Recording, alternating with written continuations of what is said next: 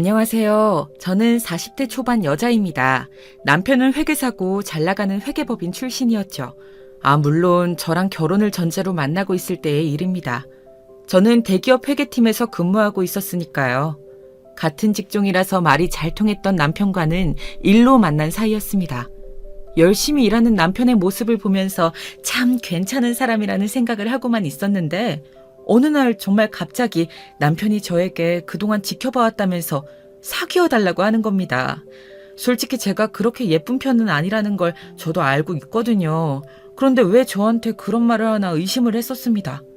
그런데 남편은 업계 사람이라서 관심이 갔고 자꾸 보다 보니 저한테 빠졌다고 올곧게 이야기하는 겁니다. 그 모습에 저도 마음을 열게 되었고 꽤 오래 4년을 만나고 결혼을 하게 되었습니다. 4년 동안 남편은 회계법인에서 열심히 돈을 모아 자신의 회계법인을 차릴 계획을 가지고 있었습니다. 저도 그런 남편의 계획을 지지해주고 응원해주었죠. 결혼과 동시에 같이 새로 차릴 남편의 회계법인을 준비하고 있었으니까요. 당연히 저의 돈도 들어갔습니다. 결혼은 한 배를 타는 것이니까요. 남편의 회계법인은 결국 저의 것이기도 하다는 생각을 했던 것 같습니다. 그때는 핑크빛 미래를 꿈꾸고 있었으니까요. 여보, 우리 이제 다음 달이면 결혼이고 또 회계법인도 시작하게 되었네. 그동안 너무 고생했어. 내가 적극적으로 밀어줄 테니까 한번 잘해보자고. 여보 회사면 내 회사이기도 하니까. 그럼 당연하지. 벌써 우리가 만난 지 4년, 결혼과 동시에 회계법인도 차리게 되고 정말 뜻깊다. 여보가 아니었으면 아마 더 걸렸을지도 몰라. 여보 덕분에 대출도 거의 없이 해낸 거잖아. 나 정말 여보한테 잘할게. 충성! 여보가 우리 가족한테 잘해주는 거, 난 그것만으로도 너무 고마운걸. 우리 이제 한 배를 탔어. 정말로 나도 시댁 식구들한테 더 잘할게. 고마워 여보. 우리 잘해보자. 제가 남편을 4년 동안 지켜보면서 남편이 참 괜찮고 누구나 탐내할 만한 사람이라는 걸 더 잘 알게 되었거든요. 하지만 남편은 한눈 한번 팔지 않고 저한테 올인하는 모습을 보여주었고 명절 때마다 저희 집 선물까지 챙기는 싹싹한 면도 있는 사람이었습니다. 남편은 저희 부모님과 그래서 결혼 전이지만 자주 보는 사이가 되었고 저희 부모님께서도 남편을 참 마음에 들어 했습니다. 저희 여동생은 4년 동안 해외에서 유학 중이었기에 사진으로만 소식으로만 남편을 접했었고요. 저와 가족들한테 잘하는 남편을 당연히도 너무 좋게 생각하고 있었고요. 실제로 남편과 제 동생이 만난 건 저의 결혼식에서였습니다.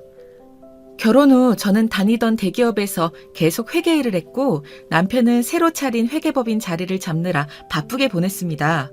저보다 늘 늦게까지 야근을 하는 남편에게 안쓰러운 마음이 들어서 야식으로 먹을 간식을 만들어서 남편의 회사로 향했습니다. 4년 연애를 하고 신혼을 맞이해서 그런 걸까요? 아니면 바빠서 그런 걸까요? 저와 남편은 신혼이라는 알콩달콩함보다 사업 파트너? 인생의 파트너 같은 느낌이 더 강했습니다. 그게 꼭 나쁜 것이라는 생각을 하지 않았기에 남편에게 서운하다는 티 한 번 낸 적이 없었죠. 그런데 저의 동생이 저보다 더 가까이에서 남편을 돕고 있었는 줄은 몰랐습니다.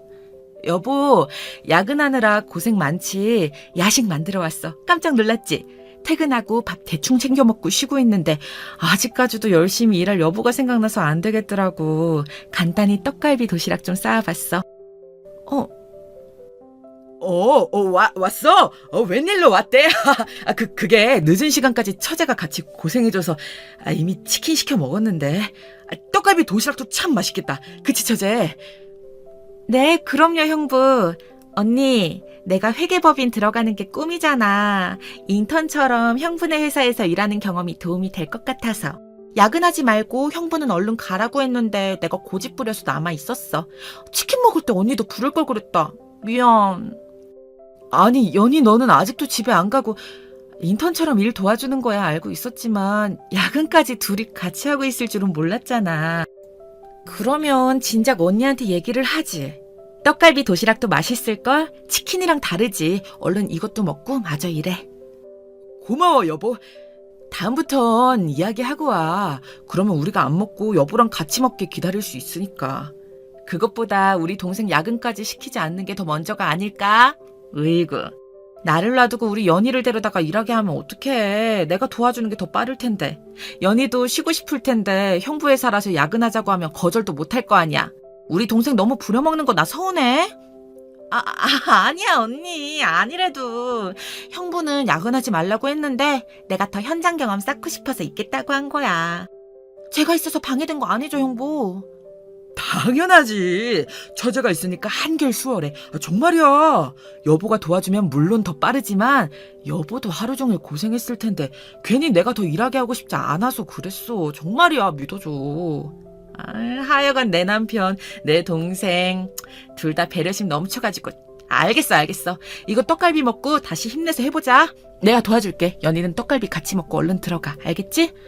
알겠어. 언니도 참. 난 언니가 맛있게 싸운 떡갈비 먹고 먼저 퇴근할게. 그럼 되는 거지? 언니는 날 너무 챙겨서 탈이라니까. 뭔가 들키면 안 될 것 같은 현장을 덮친 것 같은 촉이 강하게 왔지만 사랑하는 남편과 친여동생 사이에 뭐가 있다고 생각하는 게 상식에서 벗어난 것이잖아요? 그래서 대수롭지 않게 넘기려고 했습니다. 괜히 의심하면 서로 불편해지기만 할 테니까요. 여동생은 저처럼 회계 쪽으로 취직하기를 원하고 있었고 마침 제 남편이 회계법인을 차렸으니 시기가 딱 좋기도 했습니다. 동생이 제대로 취직하기 전에 인턴을 하면서 준비하면 생활비도 벌고 업무 경험을 쌓기도 좋으니까요. 그런데 그 일을 같이 하면서 둘 사이가 너무 가까워졌다는 생각이 들 때쯤 이 둘은 결국 사고를 치고 말았습니다. 평소처럼 출근한 월요일, 유독 그날따라 집에서 나서기가 싫었는데 남편에게 먼저 출근해보겠다고 인사를 한 게 마지막이 될 줄은 정말 몰랐습니다. 그날 저녁 퇴근하고 돌아와 보니 남편의 흔적이 온데간데 없이 사라진 것 아니겠어요? 미안하다는 편지 한 통 딸랑 남겨놓고 남편은 그렇게 제 인생에서 사라져버렸습니다. 회계법인은 시작한 지 얼마 안 된 상태라 내놓은 지 얼마 안 돼서 바로 다른 회계법인이 들어오기로 한 것 같더라고요. 저는 그런 것도 모르고 남편은 혼자 떠나지 않았습니다. 바로 저희 친여동생과 함께 떠나버렸더라고요. 동생이 남긴 편지는 정말 저를 무너지게 했습니다. 편지 내용은 아직도 생각만 해도 치가 떨리는데요. 남편이 자기한테 어떻게 접근했는지, 왜 떠나게 되었는지가 상세하게 적혀 있더라고요. 저한테 미안해서였는지 저희 엄마한테 편지를 써놨더라고요. 편지 내용은 이렇습니다. 엄마 미안해요. 갑자기 내 짐이 다 사라져 있어서 놀랐지. 형부랑 같이 일하게 되고 나서부터 형부가 신화의 너의 결혼식이라는 노래를 아냐면서 그게 딱 자기가 결혼식에서 날 봤을 때 들었던 감정이라고 그러면서 고백을 해왔어요. 나는 안 되는 걸 알면서도 형부랑 같이 일하는 걸 그만둘 수 없었어요. 나도 언니의 남편이 아니었다면 형부를 좋아했을 거라고 생각해 왔거든요. 엄마한테도 언니한테도 정말 못할 짓이고 이러면 안 되는 거 아는데 멈출 수가 없었어요. 날 용서하지 마요. 언니한테도 용서하지 말라고 전해줘요. 언니 결혼식에서 본 형부를 나도 처음 본 순간부터 좋아했으니까요. 나 혼자만의 마음이겠거니 하고 접으려고 했었는데 형부도 나와 같은 마음이라는 걸 알게 되고 나서는 마음이 그때부터는 내 이성을 넘어서 버렸어요. 나 찾지 마요. 걱정도 하지 말고. 형부랑 먼 곳으로 떠나서 살게요. 우릴 잊어줘요. 이렇게 불효해서 미안해요. 언니한테도 너무너무 미안해요. 정말 미치겠습니다. 이 편지만 남기고 남편은 미안하다 4글자 남기고 떠나버렸어요. 엄마, 난 연희가 내 남편이랑 이렇게 눈 맞아서 도망갔다는 게 아직도 믿기지가 않아. 아니, 나 사실은 알고 있었는지도 몰라. 그런데 아니라고 믿고 싶었나 봐. 나 이제 어떡하지? 어떡해요? 너무 억울하고 분하고 화가 나. 두 사람 도대체 어디서부터 어떻게 잘못된 걸까? 연희가 내 남편 회사에 들어가지 못하게 했어야 했는데 내 눈으로 보고도 안 믿기는데 연정이 넌 오죽하겠니? 연희 인연을 그냥 콱. 아니, 세상에 남자가 얼마나 많은데 형부랑 바람을 피워. 지금 피가 거꾸로 쏟고 아주 그냥 쓰러지기 일보 직전이다. 도대체 김서방은 무슨 생각인 거라니? 김서방도 편지 써놓고 갔대? 미안하다. 딱 4글자 써놨더라고요. 나 연희가 편지 남겨놓지 않았으면 무슨 일로 사라졌는지 전혀 모를 뻔했네. 이게 말이 돼, 엄마? 나 이제 어떻게 살아? 연희는 제정신이 아닌 것 같은데 남편도 그렇고. 이제 이 둘을 어떻게 해야 돼? 연락도 아무도 안 돼. 나 진짜 어떡해요. 연 끊고 살고 싶다고, 지네들이 행복하게 살고 싶다고 도망간 것들을 무슨 수로 우리가 찾겠냐. 아이고, 이게 진짜 무슨 일이다냐. 동네 창피해서 어떻게 사니? 결혼한 지 얼마나 되었다고. 너랑 김서방이랑 4년이나 진득하게 연애하길래 이런 일이 생길 거라고는 꿈에도 상상 못했었는데 지금 결혼하고 1년도 안 돼서 처제랑 바람이 나다니. 어디서부터 잘못된 걸까? 엄마, 나 이제 정말 어떻게 해야 될지 모르겠어. 연 끊고 살면서 잊어야겠지? 이게 잊혀질까? 잊고 살아갈 수 있을까? 나 정말 갑자기 연이랑 남편이 사라진 게 거짓말 같아요. 안 믿겨져. 안 믿긴다고. 내 딸이지만 정말 속을 모르겠다. 연이 그건 이제부터 내 딸 아니야. 연락도 안 하겠지만 나도 연 끊었다고 생각하고 살아야겠다. 김서방도 마찬가지고. 너도 마음 독하게 먹어. 지금 그렇게 슬퍼하고만 있는다고 뭐가 달라져? 안 그래? 그렇게 남편과 동생이 바람나서 사라져버리고 저는 거의 폐인처럼 살게 되었습니다. 일은 손에 잡히지 않았고 가족들은 물론 친구들에게도 차마 제정신으로 이 이야기를 할 수 없었죠. 한동안 알코올 중독처럼 술에 빠져 살았습니다. 그러다가 문득 저를 버리고 배신하고 떠난 그 두 사람은 행복하게 살 텐데 저만 이렇게 불행하게 살자니 너무나 억울한 생각이 들더라고요. 그래서 다시 저의 중심을 찾아야겠다고 생각했습니다. 그래서 안식년으로 1년 쉬면서 술에 빠져있던 시간을 청산하고 다시 회사에 출근하면서 정말 독하게 일했습니다. 다른 생각을 하지 않도록 저를 계속 채찍질했다는 표현이 더 맞을 것 같습니다. 그렇게 저는 남편과 동생에게 받은 상처를 잊고 살기 위해서, 외면하기 위해서 일과 결혼한 사람처럼 미친 듯이 일했고 최연소 재무팀장을 맡을 정도로 빠르게 승진했습니다. 회사에서 능력을 인정받을 수밖에 없었죠. 밤낮으로 그렇게 집도 안 가는 수준으로 일에 매달렸으니까요. 그렇게라도 하지 않으면 정말 미칠 것 같았거든요. 여러분이 저라면 어떻게 하셨을 것 같으신가요? 어차피 백방으로 찾는다고 남편이랑 동생을 찾을 수 있을 거란 생각은 안 들었거든요. 작정하고 저를, 우리 가족을 떠나버린 거였으니까요. 당연히 이 일을 계기로 시댁과의 연도 자연스럽게 끊어졌고요. 그렇게 10년이 지났습니다. 세월이 참 무섭도록 빠르게 흘러가더라고요. 10년간 단 한순간도 남편과 바람나서 떠난 동생을 잊지 않고 살았습니다. 차라리 잊고 살고 싶은데 그것만은 잊어지지 않더라고요. 문신처럼 남은 마음속의 상처는 아물 길이 없었습니다. 그런데 어느 날 모르는 번호로 문자가 왔습니다. 10년 만이었습니다. 저에게 언니라고 부를 사람은 10년 전 남편과 바람나서 떠나버린 제 친여동생 연희밖에 없어서 한눈에 알아봤죠. 문자 내용은 언니 나 좀 살려줘 부탁이야. 여기 주소는 이런 식이었습니다. 아니 10년 만에 연락을 한 게 미안하다는 내용도 아니고 잘 살고 있냐는 내용도 아니고 살려달라는 부탁이라뇨? 무시하고 말려다가 뭔가 너무 찝찝한 마음이 들더라고요. 염치가 없는 애가 아닌데 동생 연희가 이렇게 안면 몰수하고 갑자기 살려달라고 장난을 칠 애도 아니기 때문에 저는 결국 무시하지 못했습니다. 동생 연희가 문자로 알려준 주소로 한번 찾아가 보기로 했죠. 그 주소를 찾아 주택 앞에 도착한 순간 너무 끔찍한 광경에 놀라 다리가 후들거렸습니다. 연희가 거짓 같은 꼴을 하고 혼자 나오지도 못하고 밖을 하염없이 바라만 보고 있는 모습이 보였거든요. 저는 문을 열고 동생 연희의 손을 잡고 미친 듯이 도망쳤습니다. 맨발로 뛰쳐나온 연희가 너무 안쓰럽더라고요.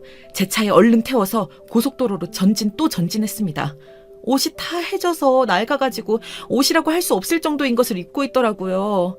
저는 제 옷을 벗어서 동생 연희에게 덮어주었습니다. 일단은 제가 혼자 살고 있는 집으로 무작정 차를 몰았습니다. 그리고 말없이 옆에서 흐느끼고만 있는 연희를 힐끔힐끔 보면서 속으로 얼마나 놀라고 속이 상했는지 모릅니다. 연희는 도대체 지난 10년 동안 무슨 일이 있었던 걸까요? 왜 그 집에서 문도 혼자 못 열고 갇혀 있었던 걸까요?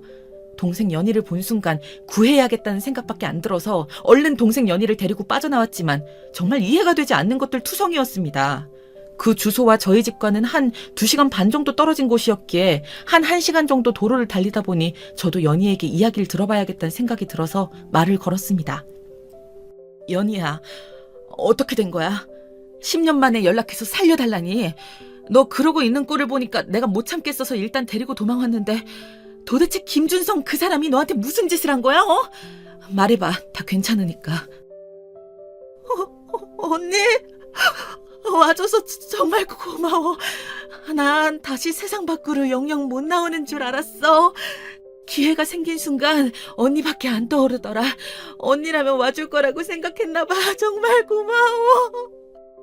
그러면 10년 동안 핸드폰도 없이 산 거야?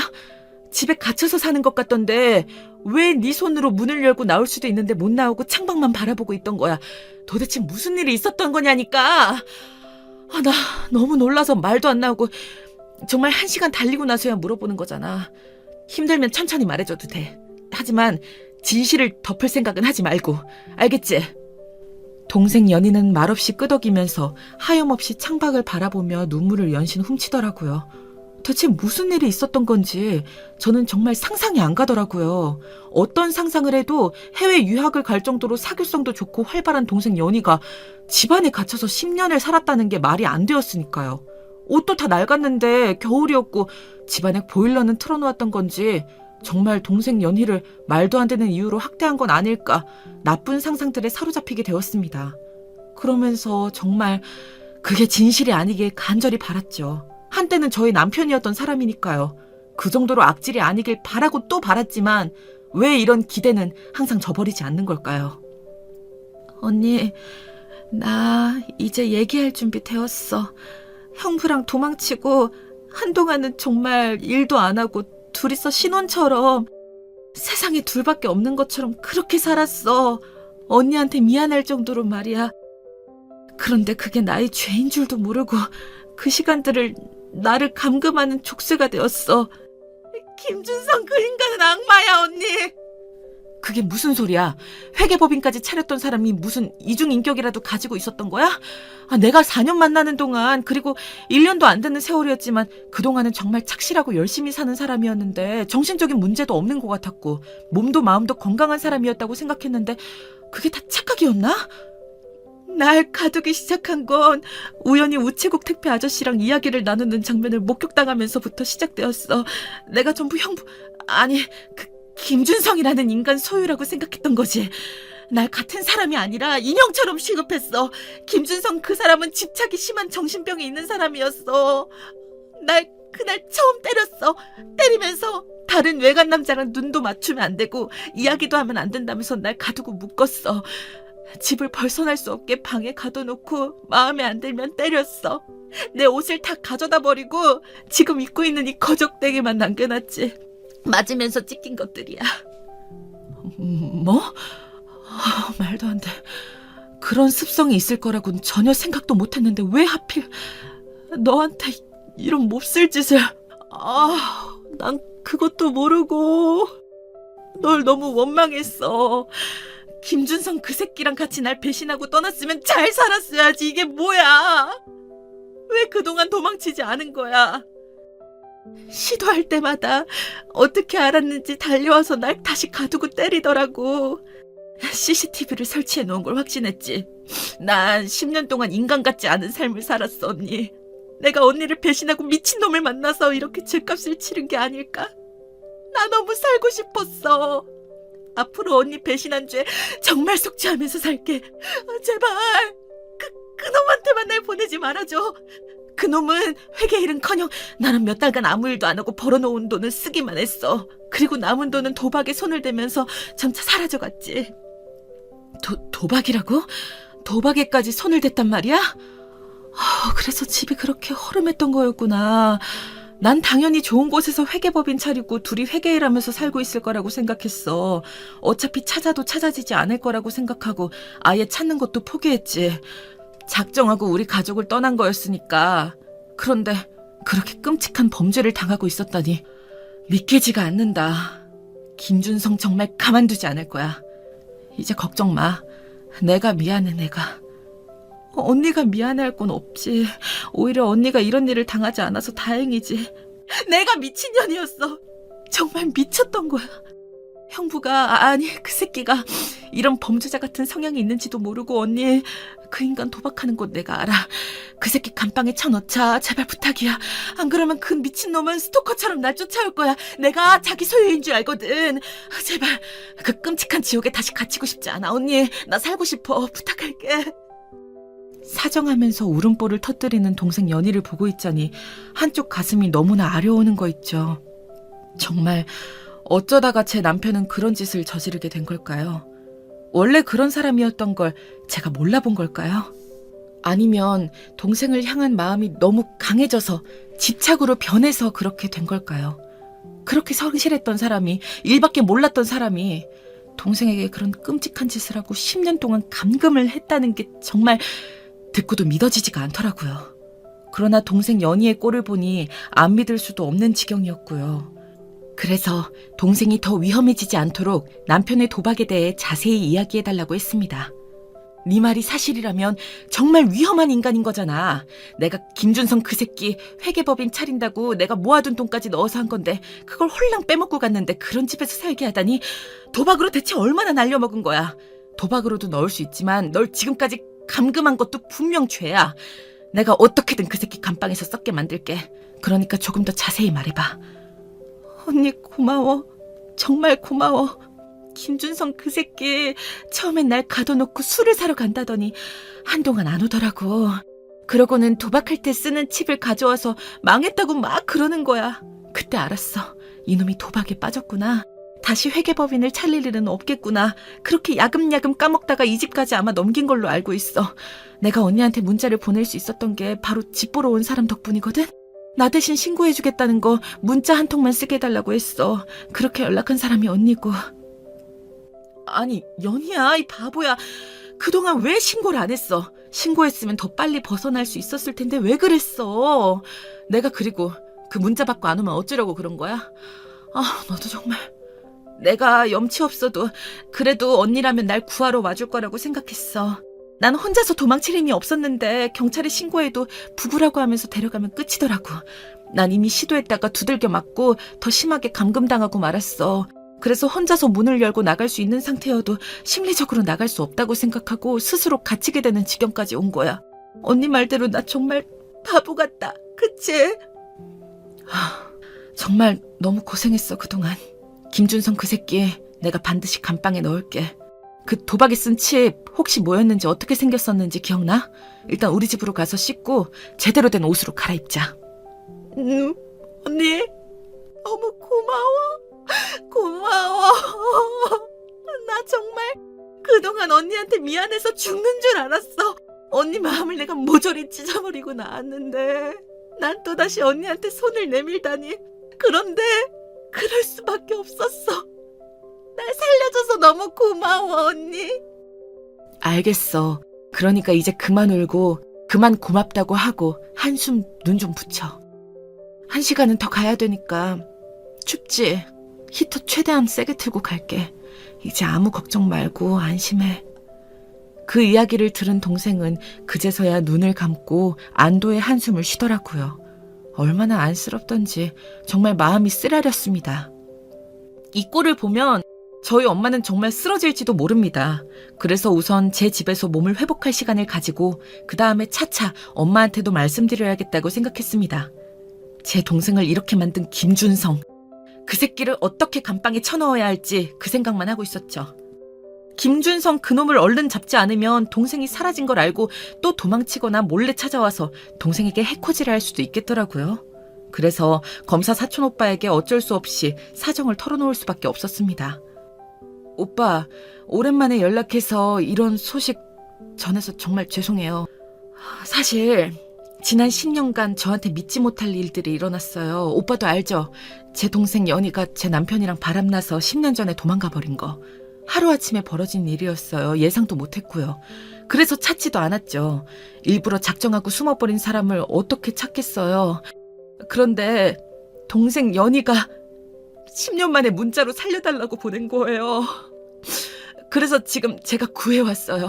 오빠, 제 남편이, 아니 그 김준성 새끼가 우리 연희를 10년 동안 폭행하고 감금했어요. 겨우 탈출시켜서 지금 저희 집에 데려왔고요. 뭐라고? 소식은 들어서 알고 있었지. 그런데 좋은 일이 아니니까 괜히 더 말을 보태진 않았던 거고. 그런데 10년 만에 동생 연희를 찾았는데 그게 살려달라는 연락이었다고? 남편이 폭행하고 감금? 그동안은 왜 신고를 안 한 거야? 그 새끼 살려둬선 안 되겠다 정말. 오빠, 그래서 김준성 그 새끼가 눈치채고 도망가기 전에 얼른 붙잡아서 감방에 쳐넣어야 돼요. 그래서 오빠한테 염치불구하고 이렇게 찾아와서 얘기할 수밖에 없었어요. 저희 좀 꼭 도와주세요. 심지어 도박이랑 연루되어 있어요. 뭐? 도박? 아주 가지가지하네. 그럼 지금은 도박장에 있는 건가? 단서라도 있으면 내가 당장 애들 데리고 가서 덮치면 되는데 거기 집 주소가 어떻게 된다고? 여기요. 집에서 멀지 않은 곳에 있을 거예요. 동생 연희가 집에서 도망가려고 시도하면 어김없이 바로 찾아와서 때리고 더 강하게 묶고 감금했대요. 집 근처를 중심으로 도박장을 찾아보면 몇 군데 안 나올 거예요. 게다가 회사랑 차까지 모두 팔아서 그 돈으로 도박을 했으니 가까운 곳으로 다녔을 거거든요. 여기 안 그래도 내 후배 검사 관할이거든? 바로 연락해볼게. 너무 걱정 말고 지금은 동생 연희부터 챙기고 있어. 내가 최대한 빨리 김준성 이 새끼 잡아 넣을게. 그나저나 연정이 너도 대단하다. 너도 놀랐을 텐데 연희부터 챙기고 나한테 바로 연락하고 고생 많았어. 저도 신기해요. 그렇지만 동생 연희 모습을 본 순간 미워하고 원망했던 마음은 온데간데 원래 없던 것처럼 기억도 안 나고 정말 동생을 살려야겠다는 생각만 튀어나왔던 것 같아요. 그래서 거기서 여기까지 한 번도 안 쉬고 달려왔고요. 지금도 오빠한테 이렇게 연락하고 부탁하고 그랬잖아요. 저 정말 김준성 이 새끼 잡아야 돼요. 잡아서 우리 연희한테 대체 왜 그랬는지, 저한텐 왜 그랬는지 꼭 물어봐야겠어요. 잘 부탁드려요, 오빠. 나만 믿고 기다려, 연정아. 내가 최대한 빨리 진행시킬게. 동생 연희한테 안부 전해주고 자책하지 말라고 전해줘. 그런 일을 겪은 피해자들은 피해자들한테 계속 세뇌당해서 정신적으로도 힘들 거거든. 그럼 얼른 들어가봐. 내가 사건 진행되면 바로 알려줄게. 네, 고마워요, 오빠. 저는 동생 연희 돌보러 가볼게요. 뭐든 단서가 잡히면 연락 주세요. 김준성 이 새끼 금방 잡을 수 있을 거예요. 차도 없으니까 멀리 못 다닐 거거든요. 집으로 돌아가면서 동생이 좋아했던 음식을 떠올리며 재료를 샀습니다. 동생이 좋아하는 음식을 오랜만에 해주고 싶었기 때문이었죠.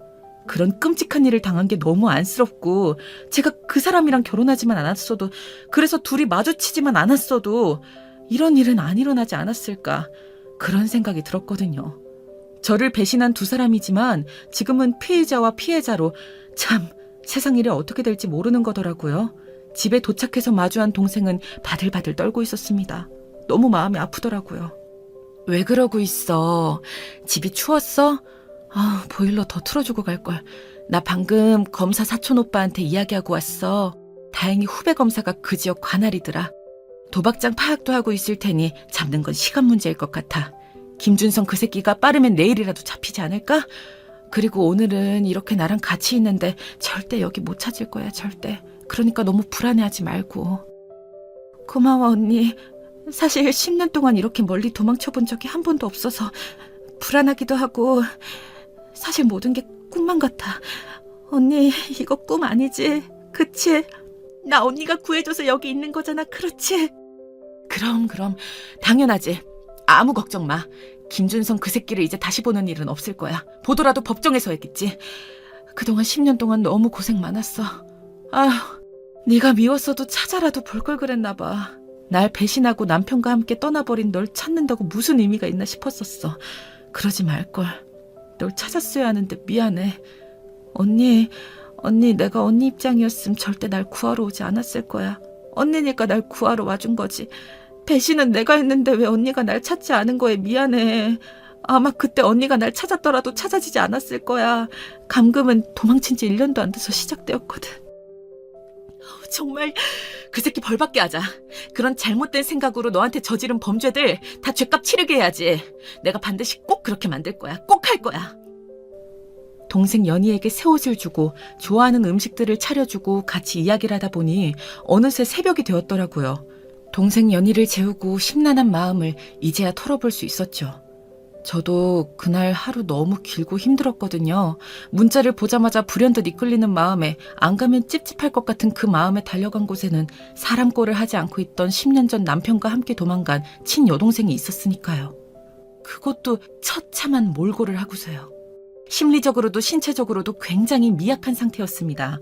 멀쩡했던, 활발하고 잘 웃던 저의 소중한 동생을 그 꼴로 망쳐놓다니 남편이, 아니, 김준성 그 새끼가 정말 너무나 믿고 찢어 죽이고 싶더라고요. 저는 10년 만에 갑자기 일어난 일에 그날 새벽 뜬 눈으로 지새우게 되었습니다. 그리고 이 간절한 마음을 하늘도 알아주었던 걸까요? 다음날 검사 사촌 오빠에게서 김준성 그 새끼를 검거했다는 소식을 바로 들을 수 있었습니다. 얼마나 안도가 되었는지 모르겠습니다. 그래서 동생 연희에게 바로 이 소식을 말해주고 저는 경찰서로 달려갔습니다. 정말 내 동생 연희한테 왜 그랬는지, 저한테는 왜 그랬었던 건지 물어봐야만 했었거든요. 김준성! 너 왜 그랬어? 왜 그랬어? 내 동생 연희랑 같이 하루아침에 사라져버린 지 10년이야. 데려갔으면 잘해줬어야지. 끝까지 성실하게 살았어야지. 감히 감금에 폭행을 해? 나한테 뜯어간 돈으론 도박을 했더라. 네가 인간이니? 아, 너였구나. 네가 연희를 데려갔어, 맞지? 10년 전에 남긴 말 그게 다야. 내가 너한테 해줄 말은 미안하다고 했잖아. 이건 나랑 연희 사이 문제야. 네가 낄 자리는 없어. 연희 어딨어? 연희 데려와, 얼른! 연희 내 거야, 내 거라고. 정말 너 미쳤구나. 언제부터야? 대체 우리 연희한테 왜 그런 거냐고. 넌 내 남편이었잖아. 형부가 처제를 사랑하는 게 말이 돼? 왜 내 동생 연희한테 접근한 거냐고. 딸랑 미안하다는 네 글자 남겨놓으면 다야? 나한테 최소한의 미안함도 없는 거니, 이 쓰레기야? 우리 결혼식에서 처제인 연희를 본 순간 움직일 수가 없었어. 숨을 쉴 수조차 없었지. 왜 하필 연희를 이제야 만난 건지. 하필 내 결혼식에서 내 신부의 동생인 연희를. 이제 나는 어떻게 해야 하나 정말 망설였어. 내가 찾던 꿈의 이상형이 바로 연희였다고. 난 그저 바라볼 수밖에 없겠지 하면서 체념해야지. 그런데 피할 수도 없는 걸. 나의 그 첫사랑 같은 존재인 걸. 너한테 미안하지만 연희는 나의 첫사랑이야. 너는 결혼을 해야 될 때가 돼서 선택한 사람이었고. 뭐? 그게 지금 할 말이야? 정말 그런 생각을 했다고? 우리의 결혼식에서 만난 내 친여동생한테 그런 마음을 가지는 게 정상이야? 이 미친 새끼야. 그 마음 접었어야지. 우리 연희를 꼬여내서 도망갔으면 잘해줬어야지. 감금에 폭행을 해? 네가 사람이라고. 가까이서 꿈에 그리던 이상형인 연희를 보는 것만으로도 만족하려고 했어. 그런데 내가 차린 회계법인의 인턴으로 들어온 연희를 보고 난 더 이상 지체할 수 없었어. 내가 죽일 놈이라도 없앨 수 없었어. 용서받지 못할 감정도 연희를 향해 터질 듯한 내 가슴도 혼자만의 사랑이 아니었으니까. 연희도 날 사랑했거든. 연희의 마음을 안 순간 어차피 나한테 다른 길은 없었어. 오직 난 연희에게로. 모든 게 끝이라 해도 연희랑 함께하고 싶었거든. 지금 이 순간도 견딜 수 없을 것 같아. 연희 데려와. 연희 데려오라고! 내 옆에는 연희가 있어야 해. 어디도 못 가. 못 간다고. 이 변태 미친 사이코 새끼야. 더러워. 너 같은 건 평생 우리 연희 얼굴 볼 자격도 없어. 그렇게 좋다면서 사람을 패? 가둬? 묶어? 넌 구제불능이야. 날 4년 동안이나 만난 게 가짜 감정이었다니. 날 그만큼 좋아하지 않았기에, 사랑하지 않았기에 이렇게 감금하지도 않았던 거였구나. 정말 할 말이 없다. 어이가 없어서. 이렇게 범죄자로 변할 줄 알았으면 너랑 결혼을 선택하지 않았을 거야. 정말 한심해. 알겠으니까 연희 데려오라고. 이제 도박 같은 거 안 할 테니까 연희는 내 옆에 놔줘. 부탁이야. 도박 안 한다니까? 나 좀 풀어줘 제발. 연희 없인 하루도 살 수가 없어. 너 같은 새끼한테 우리 연희를 보낼 것 같아? 넌 평생 감옥에서 썩어야 해. 우리 사촌 오빠가 검사야. 그래서 널 빠르게 잡아넣을 수 있었던 거고, 네가 가볍게 형을 받는 꿈은 꾸지 않을 게 좋을 거야. 연희를 2번 다시 볼 생각도 하지 말고. 넌 최악이야. 10년 동안 연희를 그렇게 괴롭혔으면 됐지. 얼마나 더 하려고, 이 잔인한 새끼. 연희야, 내가 잘못했어. 나 연희 보게 해줘, 부탁이야. 네가 연희를 데려가지만 않았어도 우린 행복하게 잘 살 수 있었어. 더 이상 말도 안 되는 남편의 궤변을 들어줄 필요가 없다는 생각이 들더라고요. 연희를 그렇게 때리고 감금한 남편이 10년 동안 그랬다는 게 지금 도박꾼으로 변해버린 쾌한 남편의 몰골을 보니 이해가 가더라고요. 10년 전에 저를 떠나갈 때는 절대 몰랐던 그의 추악한 그 모습이 너무 끔찍했습니다. 심지어 저를 만나 연애한 4년이 모두 거짓된 시간이었다는 것에서도 너무나 큰 충격을 받았죠. 네, 맞아요. 연희가 객관적으로 저보다 예쁘고 성격도 좋습니다. 저보다 어리고요. 인기도 늘 많았죠. 하지만 연희가 딱 남편의 이상형이었다니 정말 꿈에도 몰랐습니다.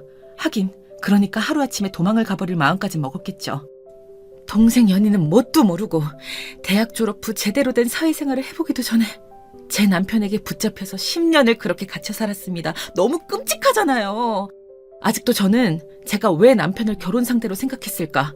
4년 동안 거짓말로 사랑을 속삭이는 그를 알아보지 못했을까? 저 스스로를 자책하곤 합니다. 다행히 동생 연희도 몸과 마음을 조금씩 회복하고 있습니다. 이제라도 잃어버린 그 10년을 되찾아주고 싶어요. 저 대신 당한 것 같아 마음이 복잡하기도 하지만요. 연희는 경찰서에 출석하여 그동안 제 남편에게 당해왔던 폭행과 감금 사실에 대해 다 털어놓았습니다. 도박 수사에도 도움을 주었고요. 한때는 제 남편이었던 그 김준석을 제 손으로 감방에 넣고 나니 참 알 수 없는 감정에 휩싸이게 되더라고요. 아마 동생 연희도 그랬겠지요. 저는 그럴 때일수록 저랑 동생 연희가 마음을 단단히 먹어야겠다고 생각했습니다. 이제는 저희도 저희의 삶을 살아야 할 테니까요. 저희 엄마한테도 동생 연희를 데려왔다고 이야기하고 남편이 감방에 갔다는 이야기를 했습니다. 정말 깜짝 놀라서 한동안 오열을 하면서 연희를 찾으시더라고요. 엄마, 연희도 피해자니까 너무 미워하지 마세요. 그동안 정말 많이 힘들었을 거예요. 자그마치 10년이니까요. 지금 그나마 많이 나아진 거예요. 처음 봤을 땐 정말 더 힘든 상태였어요. 연희야, 아니 10년 동안 대체 무슨... 내가 그 김서방 정말 알아봤어야 하는 건데 그 김성은 그 새끼 지금 감방에 있다고? 정말 다행이다. 널 이렇게 예쁜 우리 연희를 10년 전에 네가 너희 언니 배신하고 우리 가족 배신하고 갔던 걸 생각하면 정말 밉지만 지금은 살아있어서 다행이란 말을 해야겠구나. 정말 잘 왔다. 엄마, 정말 보고 싶었어요. 내가 다 잘못했어. 언니 정말 미안했어. 나도 김준석 그 새끼가 감방에 가서 너무 마음이 놓여요. 이제 정말 다 끝이구나 싶어서. 언니가 와주지 않았다면 난 아직도 그 집에 갇혀 있을 거야, 엄마. 그러니까 왜 그랬어? 네 형부가 그렇게 탐이 나지? 그런 범죄자인 줄도 모르고 내가 너를 정말 잘못 키웠나? 그런 생각하며 10년을 살았다. 그런데 갇혀 있었다니. 엄마 억장이 무너진다고. 정말 잘못했어요, 엄마. 난 정말 바보였어. 나를 좋아한다는 형부의 달콤한 말에 속아서 이렇게 10년을 감금당할 줄 나도 몰랐어. 이렇게 이상한 사람인지 정말 몰랐어. 일적으로 정말 멋져 보였어. 내가 말도 안 되는 욕심을 부려서 이렇게 되었나 봐. 나 벌 받았나 봐, 엄마. 잘못했어. 엄마, 동생 연희도 많이 힘들었어요. 나도 연희가 많이 미웠지만 그 집에서 탈출시킬 땐 정말 얘를 살려야겠다는 생각밖에 안 들었다니까요. 이제 우리 다시 시작해요. 그 악마 같은 김준성 때문에 우리 모녀가 힘들게 살면 안 되잖아. 억울하잖아. 그래, 연정이 네 말이 맞다. 우리 지금이라도 김서방 따위 다 잊고 새 출발해야지. 그렇고 말고. 그동안 연정이랑 연희 둘 다 너무 고생했잖니? 안 겪었으면 좋았겠지만 지금부터라도 더 이상 김서방한테 연연하지 말고 살아보자. 저희 엄마는 동생 연희가 다시 돌아와서 회복하는 데에만 정말 전념하고 계십니다. 김준성은 감옥에서 계속 저희 연희한테 편지를 보내고 있어요. 물론 제가 모두 반송 처리되게 해두었습니다. 보기만 해도 끔찍할 텐데 편지가 온다면 동생 연희는 아마 또 정신적으로 크게 고통을 받을 것이기 때문이었어요. 대체 왜 그렇게 집착하고 괴롭힌 걸까요? 제가 알던 남편의 모습은 과연 무엇이었을까요? 참으로 무서운 세상입니다. 가장 무서운 건 사람인 것 같고요. 이렇게 자신의 모습을 작정하고 숨기면 알아볼 수 없으니까요. 그 모습에 저와 제 동생, 저의 친정가족들이 다 속았습니다. 시댁 식구들도 몰랐다고 하더라고요. 동생 연희가 이렇게 돌아온 것을 보고 도박에 그동안 있던 모든 것을 날려먹었다는 소식을 듣고 시댁 식구들은 변호까지 포기했습니다. 정말 미안하다고. 아들을 잘못 키워서 그 죄 잊지 않고 살겠다면서요. 정말 사람이 집착 어린 광기가 사랑이라는 잘못된 단어로 포장되어 10년 동안 모두를 괴롭게 했습니다. 이제야 모든 것이 정리되고 원래 자리로 돌아갔고요. 제가 남편에게 속아서 받지 못하는 도박으로 날린 자산들은 정말 아깝고 어쩔 수 없지만 그래도 동생 연희가 살아서 돌아온 것에 감사하며 살려고 합니다. 여러분들이 저였으면 어떻게 하셨을 것 같으신가요? 아무리 돈도 중요하다지만 사람 목숨보다 귀한 것은 아니니까요. 남편과 동생의 불륜을 잊고 살기 위해 열심히 살아온 제가 회사에서 귀한 자리를 차지하게 된 것도 맞고요. 이제는 조금 벗어나서 살기 위해 친정가족들끼리 해외여행을 계획하고 있습니다. 좋은 여행지가 있으면 댓글로 남겨주세요. 저희 사연이 일반적이지 않아서 들으면서 많이 놀라신 분들도 계실 것이라고 생각합니다. 사람 함부로 믿으면 정말 안 되는 것 같습니다. 지금이라도 마음을 다잡고 범죄를 저지른 남편을 감방에 넣고 동생을 다시 되찾은 저에게 응원의 한마디씩 남겨주시면 앞으로 살아가는데 큰 힘이 될 것 같습니다. 긴 사연 들어주셔서 감사합니다. 안녕하세요. 저는 자식들 다 키워놓고 정년 퇴임을 한 전직 교사입니다. 이렇게 인사드리게 되어 반갑습니다. 저는 직업이 교사였다 보니 아이들도 좋아하는 편이고 매사 인내심이 강한 편입니다. 주변 사람들은 다들 제 성격이 온화하고 다정하다고 많이 말하는데 제가 생각해도 그런 면이 있는 것 같아요. 그런데 저는 이번에 큰일을 겪고 나서 그렇게 사는 것만이 꼭 정답은 아니라는 것을 알게 되었습니다. 지금부턴 그 일에 대해서 말씀드릴게요. 제겐 30이 넘은 아들이 한 명 있습니다. 아들은 조금 늦은 나이에 결혼해 제 속을 애태웠는데요. 요즘 젊은 사람들의 결혼 정년기가 많이 늦어졌다곤 하지만 엄마들 마음에선 아들이 얼른 장가가 가정을 이루는 모습을 보고 싶어 결혼하라고 재촉도 많이 했답니다. 저희 아들은 의사인데요. 워낙에 공부량도 많고 일 자체가 바쁘다 보니 아무래도 누군가를 만나는 게 쉽진 않은 모양이더라고요. 그래서인지 선자를 주선해줘도 만남이 잘 성사되지 않는 듯 싶었어요. 제가 이렇게 아들의 결혼을 바랬던 이유는 아들이 가정을 통해 안정감을 찾았으면 하는 마음에서였는데요. 왜냐하면 아들이 어렸을 적 저는 아들에게 안정된 가정을 선물해주지 못했기 때문입니다.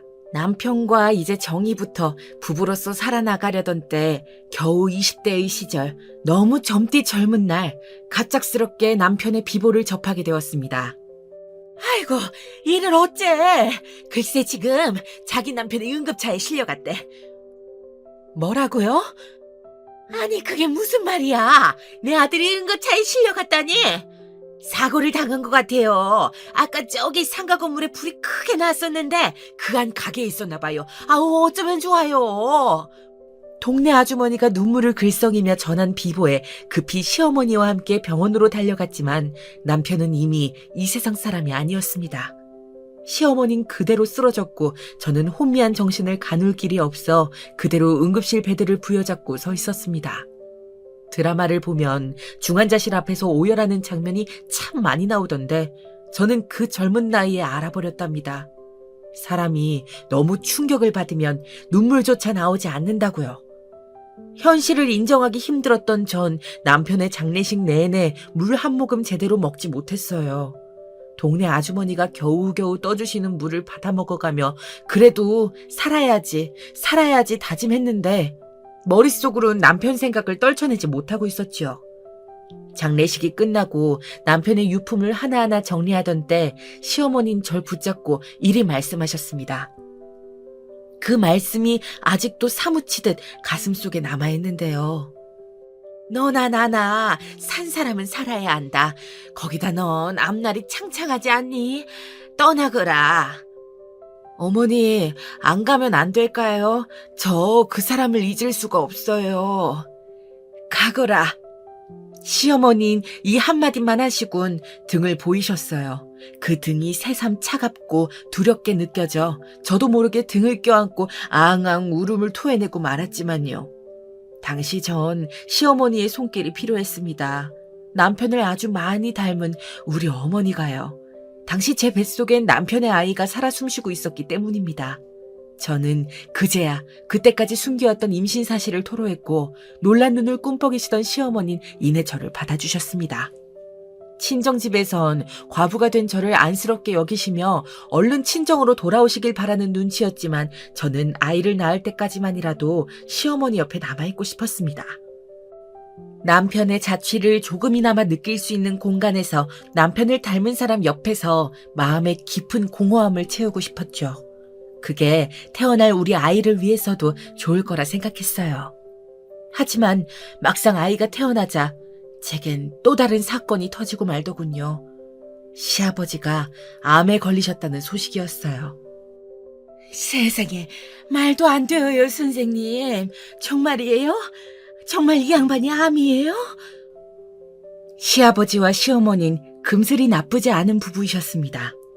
서로 얼굴도 별로 못 보고 후다닥한 결혼이었지만 부부의 정이 깊으신 그런 사이였달까요? 그래서인지 어딜 가도 손을 꼭 붙잡고 다니셨고 인꼬 부부라는 별명이 따라붙기도 하셨어요. 시어머니는 이 소식으로 크게 상심하신 건 물론이고 시아버지를 곧 따라갈 것 같은 파리한 기색으로 병간호를 하셨답니다. 저도 시아버지가 조금이나마 오래 사시길 바랬지만 사람의 죽음은 인간이 관여할 수 있는 영역이 아니더군요. 전날 밤까지만 해도 차도가 좋다 했던 시아버지께서 갑작스레 암이 빠르게 퍼지시더니 한 달도 안 되는 시간에 눈을 감게 되셨답니다. 아들에 이어 시아버지까지 보내셨으니 그 심정이 오죽하셨을까요? 저는 도무지 시어머니 곁을 떠날 수가 없겠더라고요. 너 얼른 들어와. 죽은 남편 시어머니 옆에서 뭐 하려는 거야 대체? 눈에 친정 식구들과 키워야 할 아들이 아른가렸지만 당분간 마음을 회복하실 때까지만이라도 곁에 있어드리자 여겼어요. 그렇게 시어머니와 함께 보낸 세월이 무려 20년이었네요. 그 사이 저는 교사로서 본분을 다하면서 아들을 나름 훌륭하게 키워내려 애썼답니다. 하지만 아무리 제가 교육적인 부분을 더 지원해 줄 수 있다 하더라도 아들에게 가장 필요한 아버지란 존재가 없었으니 그 점이 늘 미안할 뿐이었습니다. 특히 아들이 울며 집에 들어와 친구들이 자기를 놀렸다는 말을 할 땐 가슴이 찢어지는 듯 했어요. 엄마, 나는 왜 아빠가 없어? 나도 아빠 만들어주면 안 돼? 아빠 만들어줘, 만들어 달란 말이야. 그게 미안해 성현아. 미안해 우리 아들. 저는 그저 아들을 감싸고 달래며 미안하단 말을 수없이 되뇌일 수밖에 없었어요.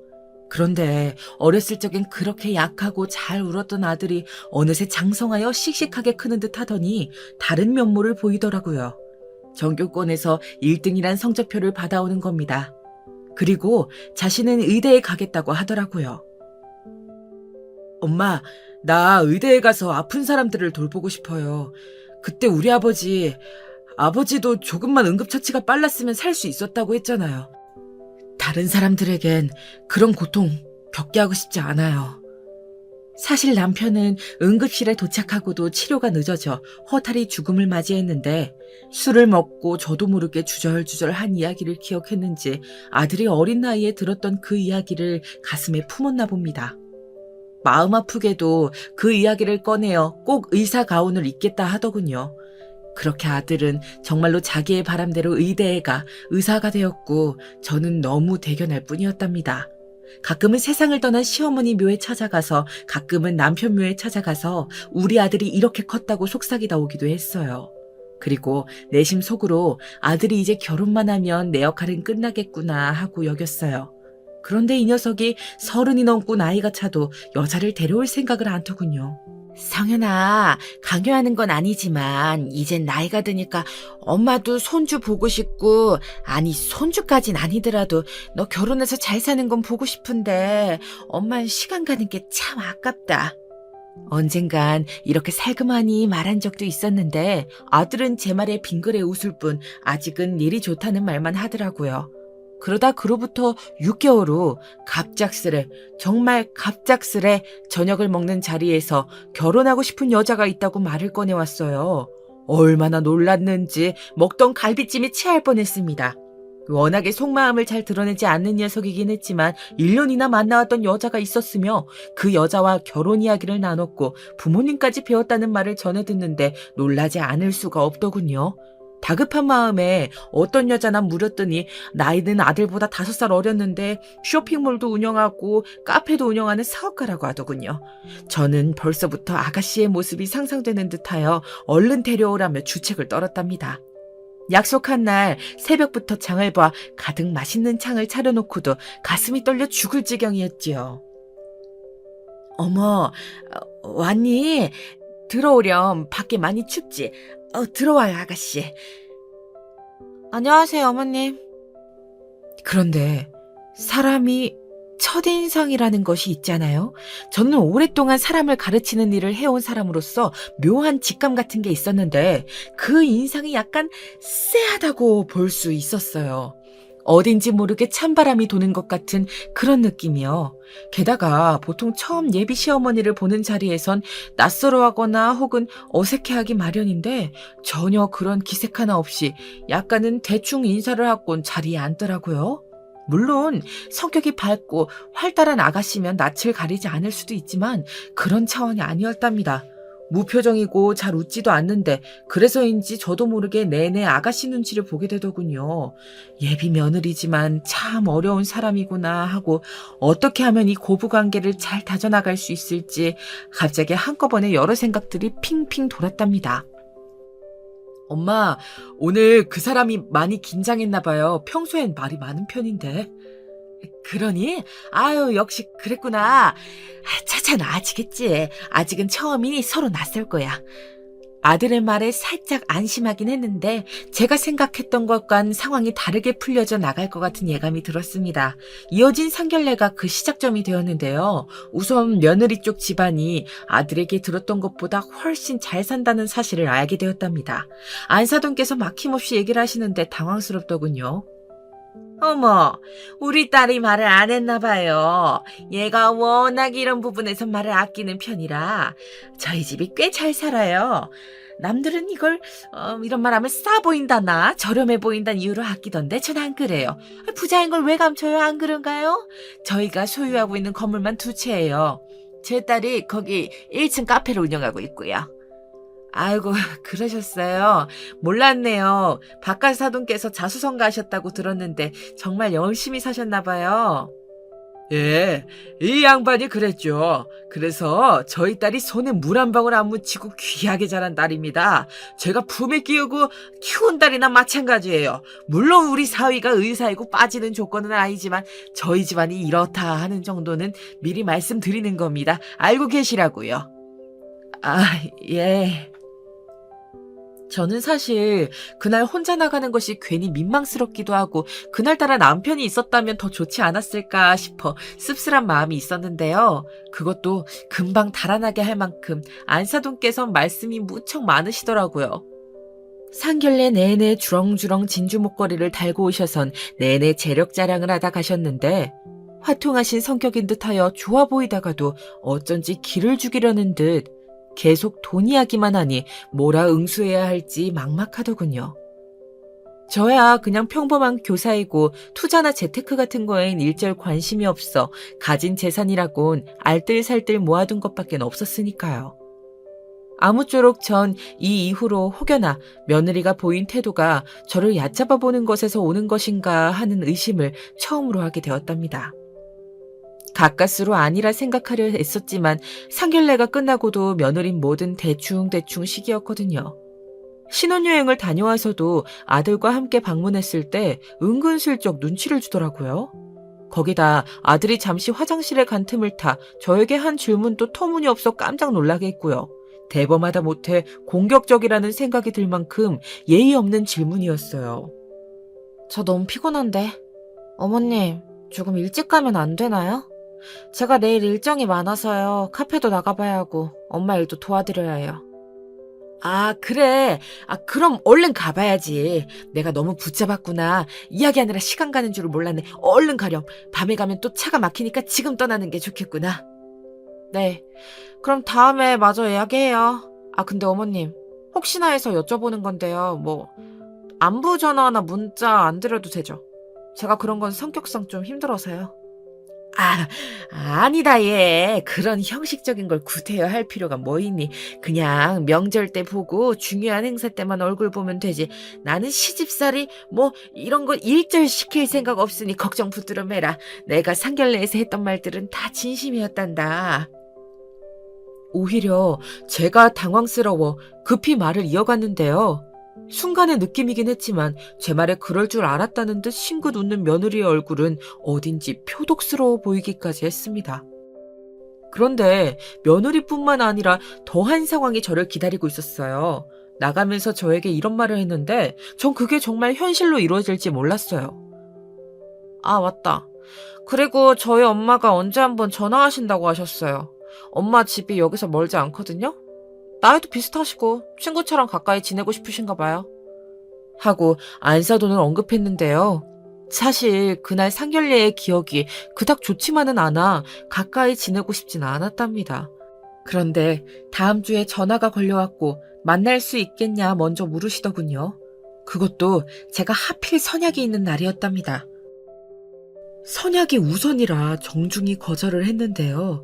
안사돈은 물러날 기미를 보이지 않더라고요. 지금요?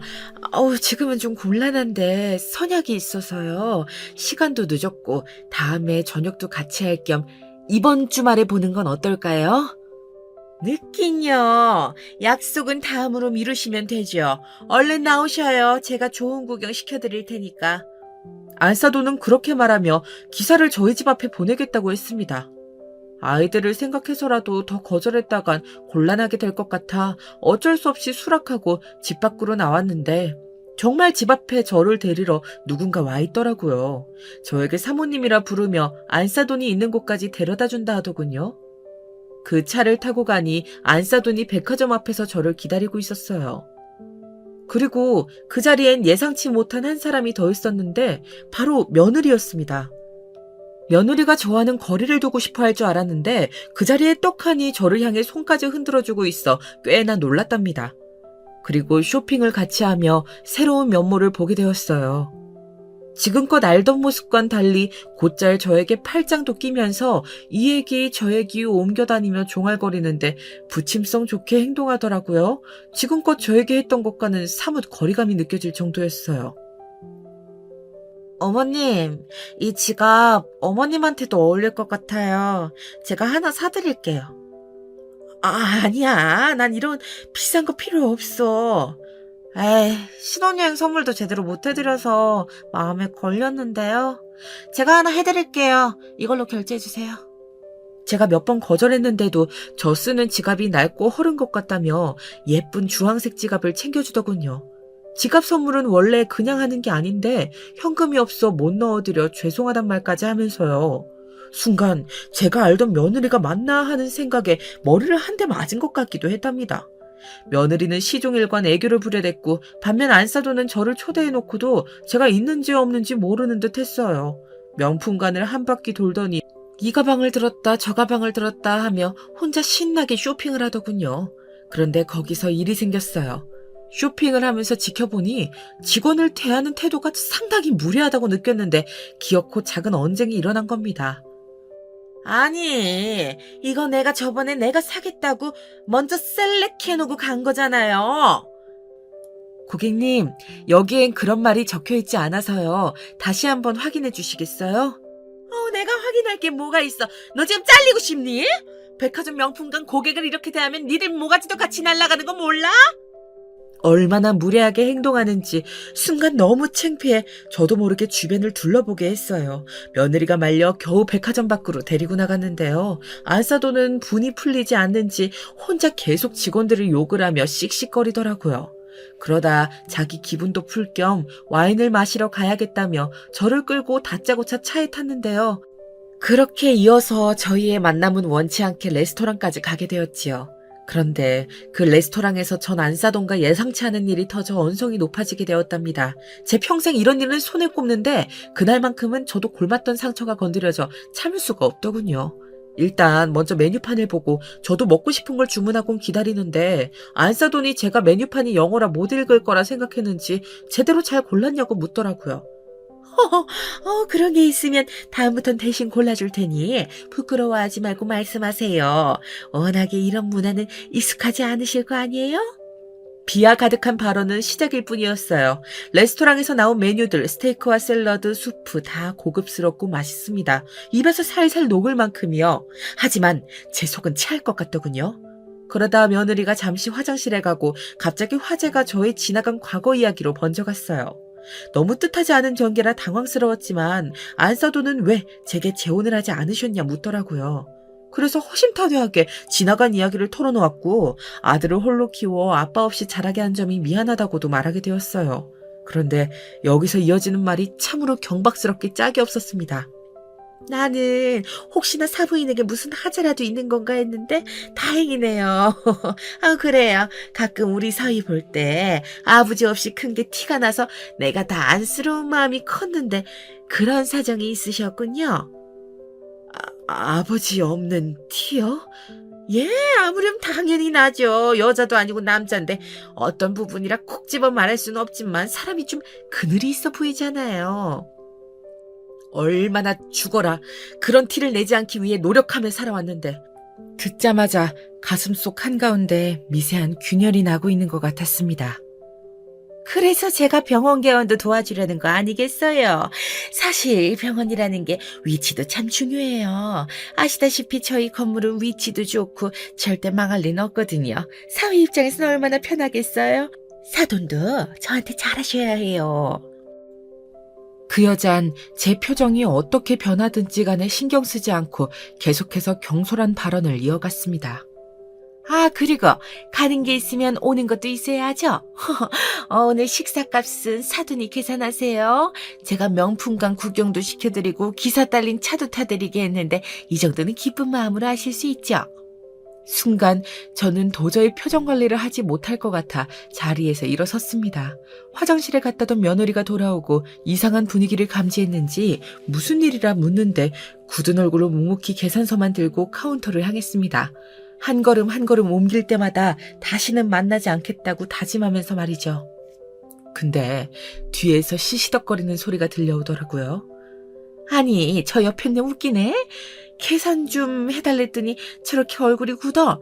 아니, 교사였으면 적어도 품위를 지킬 줄 알아야지. 좋은 구경 다 시켜줬더니 기분만 잡쳐.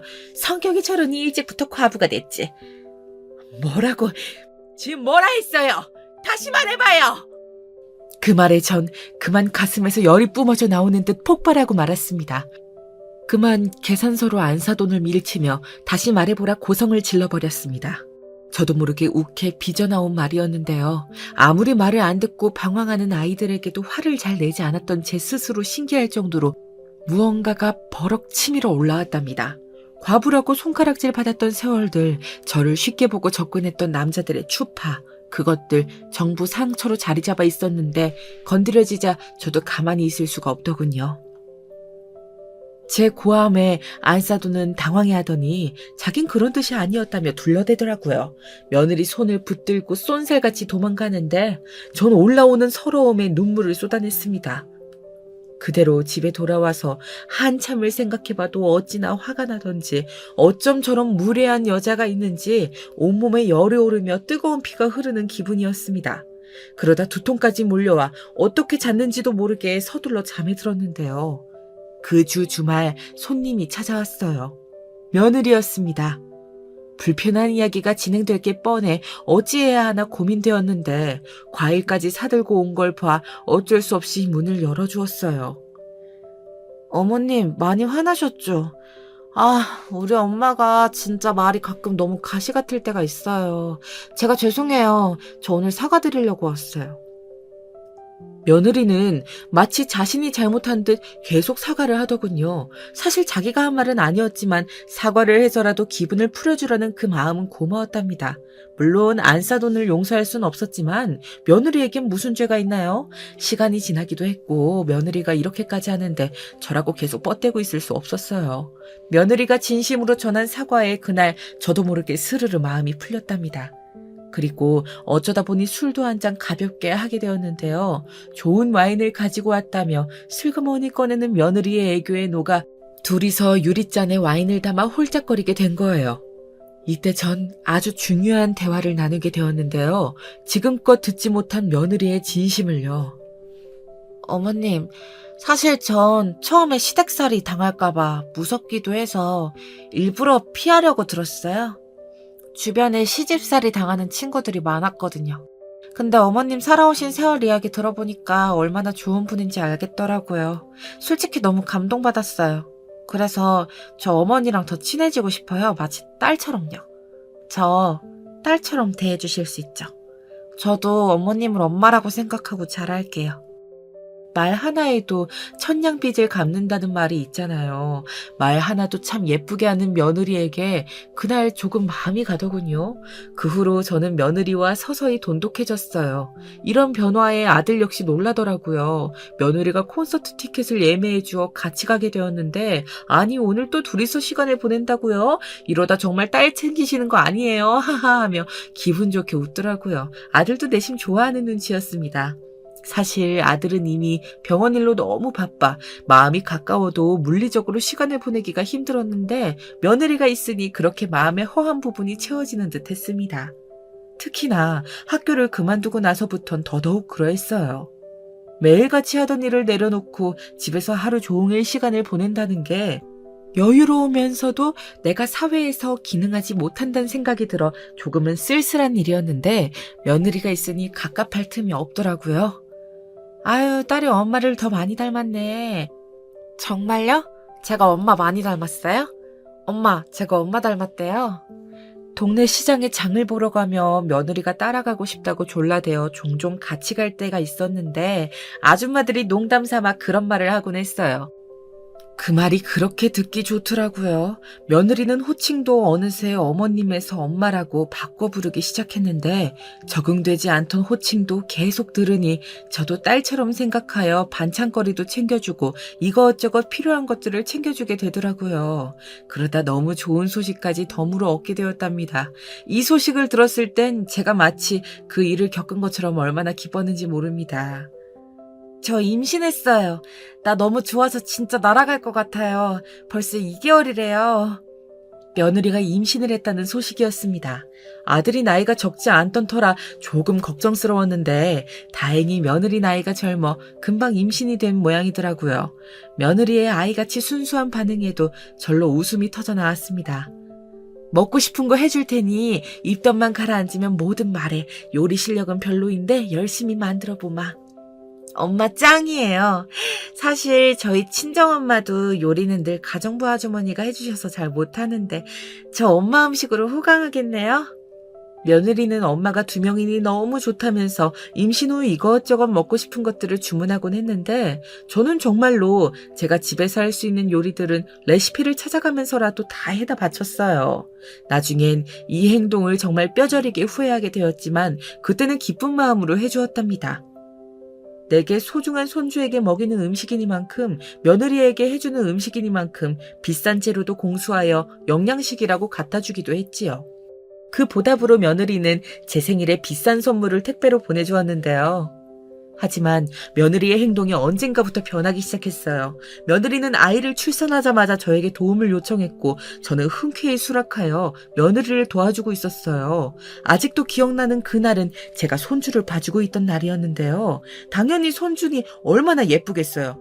문득 아들 어렸을 적 생각도 나 저도 모르게 아이 볼을 쓰다듬는데 갑자기 버럭 고함 소리가 들리더라고요. 어머님! 조심해 주셔야죠. 그렇게 긴 손톱으로 쓰다듬으시면 어떡해요. 아니, 나는 내 손톱이 그렇게 긴가? 그젯밤에 자른 건데 아이 볼에 상처가 난 것도 아니고. 그래도요. 손은 씻으셨죠? 무조건 씻으셔야 돼요. 며느리 집에 가면 1분 이상 손 씻게 하는 건 물론이고 전 며느리 집에 들어가자마자 샤워부터 해야 했어요. 제가 비위생적인 손길로 아이를 만지려 드는 게 싫다면서 그렇게 하라 우기는데 속으론 화가 났습니다. 내가 수락해서 한 일이긴 하지만 부탁하는 입장에서 이렇게 시어머니에게 무리하게 구는 건 정도가 지나친 게 분명했어요. 그래서 그날은 제가 며느리를 붙들고 솔직한 심정을 이야기하며 조금 과민해진 것 같다고 말했더니 순순히 자기가 조심하겠다고 하더라고요. 하지만 손주를 봐주는 날이 늘어나다 보니 저도 점점 힘에 부쳐 쉬고 싶은 기색을 내비쳤는데 그때마다 곧바로 따가운 눈총이 날아들어왔습니다. 그러면서 자기 입장을 열띠게 설명하는데 그제야 며느리가 왜 갑자기 저에게 잘 대해주었는지 알 수 있었습니다. 어머님, 저 스트레스 지금 정말 많이 받고 있어요. 출산한 것도 힘들어 죽겠는데 일도 못하지, 친구들도 못 만나지. 얼마나 갑갑한지 알아요? 그래, 네 심정은 이해한다. 그런데 원래 엄마가 되어가는 과정이 다 그런 거야. 하나이를 책임지려면 네 삶도 내려놓을 줄 알아야지 매번 너 하고 싶은 대로만 하고 살 수는 없는 거란다. 내가 평생 아이를 봐줄 수도 없는 노릇이고. 네? 그게 무슨 말씀이세요? 아이를 봐줄 수 없다니요? 며느리는 제 말에 갑자기 반색을 하며 그런 일은 절대 일어날 수 없다는 듯이 굴더라고요. 사실 아이를 어린이집에 보내고 나면 당연히 저도 저의 생활을 보내는 게 당연한 일인데 며느리는 무척이나 당황한 듯 했습니다. 제게 진심으로 한 말이냐며 자기는 적어도 초등학생이 될 때까지는 저에게 맡기려고 했다더군요. 얘야, 내가 아무리 은퇴하고 시간이 남는다지만 나도 개인 생활이라는 게 있는데 그건 아무래도 힘들지 않겠니? 아주머니를 쓰든 도움을 받으면 되지 않겠니? 그러자 며느리는 낯선 사람을 어떻게 믿냐며 제게 눈물로 하소연을 하기 시작했어요. 얼마 전 자기가 뉴스를 보았는데 고용한 베이비시터가 담배를 피우며 아기를 돌보고 있었다느니 그런 뉴스가 자기 집에서도 일어나면 어쩌냐며 제 도움이 절실하다고 말하더군요. 돌려 거절하려 했건만 눈물까지 흘리며 말하니 그 말에 당분간이라도 하루 8시간을 며느리와 함께 보내게 되었네요. 며느리의 속내를 빤히 알면서도 말이죠. 그러나 역시 며느리의 행동은 전혀 좋은 방향으로 나아지질 않았습니다. 자기도 조심하려 하지만 툭툭 튀어나오는 말투나 행동들이 있잖아요. 시간이 갈수록 마치 저를 가정부 아주머니 대하듯 명령조로 말할 때가 많더군요. 어머님, 우리 애기 아픈가 봐요. 병원에 좀 데리고 가야겠어요. 얼른 차 대기시키세요. 어머님, 전 아직도 안 붙이셨어요? 아, 배고파 죽겠는데. 언제 되는 거죠? 상사가 부하 직원한테 한다 해도 논란이 될 만한 말투들이었습니다. 하지만 이 모든 것을 참은 이유는 아들 때문이었습니다.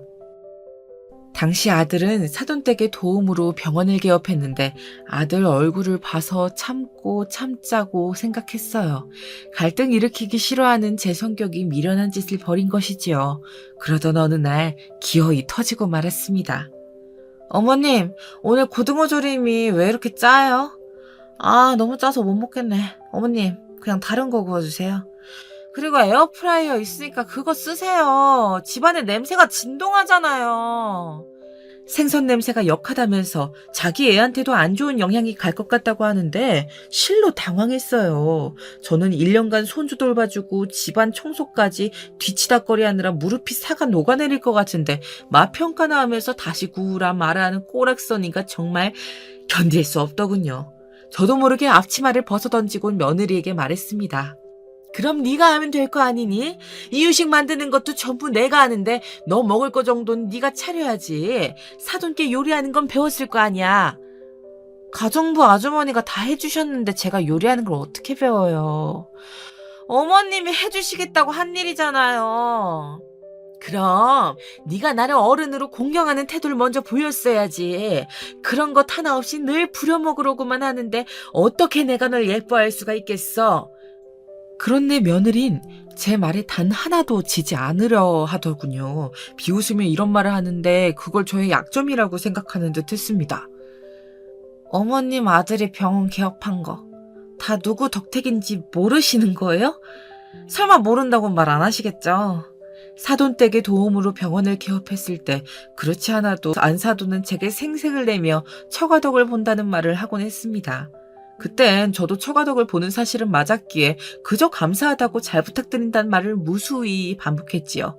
그런데 며느리까지 이걸 당연히 생각하며 약점으로 쥐고 있을 거라곤 상상치 못했네요. 사람이 영악하단 말이 여기서 나오는구나 하는 생각이 들며 주먹이 꽉 쥐어졌답니다. 그래도 더 이상 며느리 집에서 시중 노릇을 하는 건 참을 수 없어 그 자리에서 제 집만 조촐히 챙겨 나와버렸답니다. 집에 가면서도 손주 얼굴이 아른거려 마음은 불편했지만 제가 그 집에 더 있다간 병원 신세를 질 지경이었어요. 제가 며느리 집에서 나가자마자 안사돈에게 연락이 오더라고요. 다분히 저를 위협하는 전화였습니다. 아들 병원 빼고 싶지 않으면 당장 며느리 집으로 돌아가란 말이었는데요. 죄송하지만 그건 힘들겠네요. 앞으로 며느리 보고 직접 하라고 하세요. 그래야 엄마 되는 거 배우지 않겠습니까? 그러고 전화를 끊어버렸답니다. 아들은 아들 나름대로 힘든지 안사돈에게서 압박을 받았다며 저에게 전화가 걸려왔어요. 며느리와 갈등이 있었다면 해결하면 되지 않겠냐고 하는데 저는 아들을 앉혀놓고 며느리의 실체에 대해서 말할까 하다 괜히 어린 손주를 두고 이혼 이야기가 나올까봐 넘겼답니다. 며느린 그렇다 치지만 손주는 보고 싶었어요. 며느리가 워낙에 지식이 전무한 상태로 손주를 키우기도 했고 하루가 멀다 하고 놀러 나가고 싶어 했길래 아유 잘 지내고 있을까 걱정스럽기도 했지요. 하지만 제가 더 개입하면 이대로 평생 끌려다니는 꼴밖에 되지 않을 것이기에 베이비시터라도 고용했을 거라며 마음을 추스리고 있었답니다. 그러다 놀랍게도 저는 다시 그 지옥 같은 곳으로 제 발로 들어가고 말았는데요. 안사돈과 며느리가 저를 무턱대고 찾아왔습니다. 이번에는 아들도 함께였지요. 오랜만에 보는 아들의 안색이 너무나 초췌한 게 먼저 보이더군요. 마음고생을 많이 했는지 계속 며느리 눈치만 보고 있더군요. 어머님 집안일도 제가 다 맡아 할게요. 아이 키우는 것도 제가 보고 배울게요. 그러니 다시 집에 돌아와 주세요. 네? 제가 잘못했어요, 엄마. 딸이 잘못 저지를 수도 있는 거잖아요. 용서해 주시면 안 돼요? 그래요, 사돈. 내가 좋게 풀려고 여기까지 왔어요. 우리 아이가 사돈 어른에게 조금 무례하게 군 것 같은데 단단히 교육시켜 놓았어요. 그러니 걱정하지 않으셔도 됩니다. 안사돈과 며느리는 저를 찾아와 그날 사과를 받아주지 않으면 가지 않을 기세로 계속 서 있더군요. 제 손까지 꼭 붙잡으며 눈물을 글썽이는데 모녀의 행동이 너무나 닮아 있어 속으로 소름이 끼쳤답니다. 그땐 당연히 물으려고 했지만 제 결정을 돌린 건 아들의 말이었습니다. 며느리와 안사돈에게 잠시 밖에 나가 있어 달라 하더니 아들이 저한테 따로 할 말이 있다고 하더라고요. 엄마, 정말 죄송해요. 저도 드릴 말이 없어요. 근데 제가 병원 사정이 요즘 많이 안 좋아요. 장모님 도움이 필요해요. 아들은 장모님 도움이 필요하담 그 말을 하며 고개를 푹 수그렸습니다. 아들의 수많은 그림 속에 얼마나 많은 화환과 상념이 스쳐 지나가던지요. 속으로야 눈치 보지 말고 당당히 살라고 말하고 싶었다만 병원 운영을 포기하고 싶지 않아 하는 아들의 속내를 누구보다 잘 알고 있었기에 그런 말조차 꺼낼 수가 없었답니다. 결국 그날 전 짐을 싸 다시 며느리 집으로 향하게 되었고 아들의 죄스러운 얼굴에 괜찮으니 걱정하지 말라라는 말로 애써 힘껏 아들의 마음을 다독였어요. 그런데 참 사람의 일이란 이래서 신기한가 봅니다. 제가 그렇게 집에 들어오고 난 후 일주일 정도 지났을까요? 며느리는 다시금 저에게 엄마라는 호칭을 쓰기 시작하더니 저에게 맛있는 걸 사주겠다 쇼핑을 가자 알랑방구를 끼더라고요. 전 들은 척도 않고 그냥 묵묵히 손자만 바라보고 놀아주고 있었답니다. 우리 손자는 장난감 자동차를 보면 무척 좋아했는데 그 바퀴를 땅에 대고 굴려주면 또르르 굴러가는 모습만 보면 까르르 웃곤 했어요. 그 모습이 천사같이 해맑아 이번에도 장난감 자동차 바퀴를 굴려주려고 했는데 갑자기 우둑 소리가 나면서 차가 굴러가질 않더군요. 보니까 바퀴가 하나 빠진 거였어요. 아이고 이를 어쩐담. 현우야, 할미가 다른 장난감으로 놀아줄게. 이건 버려야겠다 싶어 장난감 박스에서 다른 장난감을 고르던 중 갑자기 며느리가 저에게 와서는 장난감을 들며 버럭 소리를 지르더군요. 이거 어머님이 한 짓이에요? 어머님, 이게 얼마짜리인지 아세요? 그게 얼마짜리인진 모르겠다만 내가 너한테 장난감 망가질 것 같다고 하지 않았니? 그 바퀴 전부터 부실했었어. 이거 명품이에요, 명품. 아씨, 애 맡겨놨더니 일도 하나 똑바로 못하시고 뭐 하는 거예요? 잘하는 게 하나도 없으시네. 이래서 의사 아들은 어떻게 키우셨대? 어머님, 장난감 물어낼 돈 없으시죠? 아, 짜증나. 몸으로 때우세요, 그럼. 며느리 쇼핑 가자는 자기 말을 무시한 게 화가 났는지 온갖 막말을 퍼붓더니 저에게 화장실 소를 하나 쥐어주더라고요. 장난감 값이 최소 30만 원은 하니 그 돈으로 청소를 하라고요. 어머님 시급 생각하면 싸게 쳐드리는 거라고 하는데 소를 받은 제가 너무 어이가 없어 순간 허탈한 실소가 나왔습니다. 방긋방긋 웃고 있는 천사 같은 손주를 보니 울컥 눈물이 치솟더군요. 하지만 전 꿋꿋이 그 화장실 청소를 했답니다. 무려 5시간에 걸쳐서요. 처음에는 대충 변기와 세면대 정도만 청소해주는 줄 알고 락스를 뿌렸더니 물때까지 싹 벗겨내라며 5시간 동안 밥도 주지 않고 그 안에 있게 하더라고요. 서러움에 눈물이 밀려오면서 꾸역꾸역 변기를 닦아내는데 그때부터 제 마음속에 이대로 살아선 안 되겠다. 내가 뭐라도 해야겠다는 생각이 들더군요. 그게 복수였습니다. 며느리를 망하게 만들 복수 말입니다.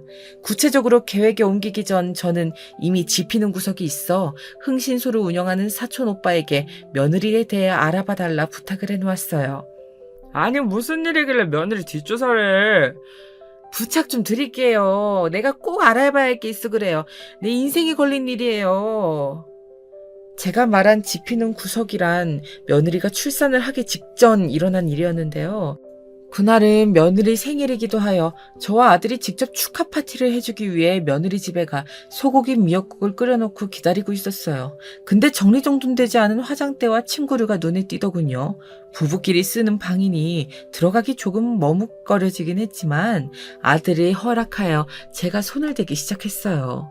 며느리가 올 시간에 맞춰 준비한 깜짝 파티였기에 아들은 밖에서 케이크를 준비하고 저는 정신없이 화장대를 정리하는데 향수병 하나가 눈에 띄더라고요. 이니셜이 각인된 향수였는데 신기하게 S.J라고 각인된 향수였습니다. 보통 누군가를 각인할 땐 자기의 이름을 각인하곤 하잖아요. 그런데 다른 이름이니 조금 특이하다고 생각했던 것 같아요. 아무쪼록 화장대 정리를 마치고 며느리가 들어오길 숨죽여 기다리고 있는데 저 멀리서 며느리로 생각되는 목소리가 들리더라고요. 어찌나 크게 통화를 하는지 비밀번호를 누르며 전화를 하는데 그 목소리가 제가 있는 곳까지 전해지더군요. 그래, 지금 내가 얼마나 편하게 생활하고 있는지 모를 거야. 아무튼 내가 조만간 당신 집으로 갈게. 나도. 아들은 듣지 못했지만 며느리는 분명 당신이라고 부르며 전화를 하는데 저도 모르게 케이크를 들고 있던 손이 이상하게 떨리더군요. 거기다 스피커폰이라 상대편 목소리까지 들렸어요. 언뜻 들리는 목소리가 남자 목소리였는데 느낌이 좋지 않았습니다. 일단 그날은 평소 준비한 깜짝 파티를 하고 행복한 시간을 보냈지만 아무래도 마음에 걸렸습니다. 그래서 알아보았는데 제 생각 이상의 결과가 나오고야 말았습니다. 차라리 조사하지 말 걸 후회할 만큼이요.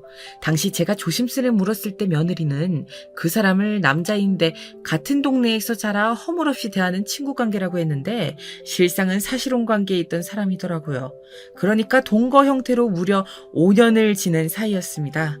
역시나 향수병에 있는 그 각인된 이니셜 글자는 상간남이 맞았고요. 미자야, 네 며느리 아주 보통이 아니더라. 그 남자를 지금도 만나고 있어. 아우, 이거 아주 악질인데? 너 하려는 복수가 뭔진 몰라도 내가 2팔 걷어붙이고 도와줄게. 사촌 오빠의 말에 따르면 심지어 아직도 그 남자 집을 들락거리기까지 하며 알콩달콩한 시간을 보내고 있다 하더군요. 이걸로 외도 증거는 다 잡아놓은 거나 다름없었습니다. 그 다음 저는 조심스레 아들을 집으로 불러 이 모든 사실을 다 밝혔습니다. 제가 5시간 동안 화장실에서 당했던 일들도 함께 말입니다. 이래도 며느리와 계속 살겠다는 말에 내심 아들이 병원에 대한 욕심을 버리지 못하면 어쩌나 노심초사했는데 아들은 화장실에서 무릎을 쪼그리고 청소를 하는 제 모습이 담긴 영상을 보더니 손을 부들부들 떨더군요. 그리고는 눈물을 쏟으며 이런 여자와는 당장 이혼하겠다고 선언했습니다. 엄마, 너무 죄송해요. 엄마가 이런 일을 당하는 줄도 모르고 제 생각만 했어요. 제가 불효자입니다. 아들은 제가 생각지 못했던 친자검사까지 해보겠다고 하더라고요. 친자검사가 일치하지 않으면 법정에서 더 유리할 거라고 말이지요. 사랑스러운 손주가 상간남과의 사이에서 태어났다는 사실은 생각만 해도 너무 괴로웠으나 며느리가 받아야 할 벌은 모조리 다 받게 하고 싶었습니다. 저는 그때부터 내가 세상을 뜨는 한이 있다 하더라도 뭐든 다 하겠다는 각오로 며느리 집을 찾아갔어요.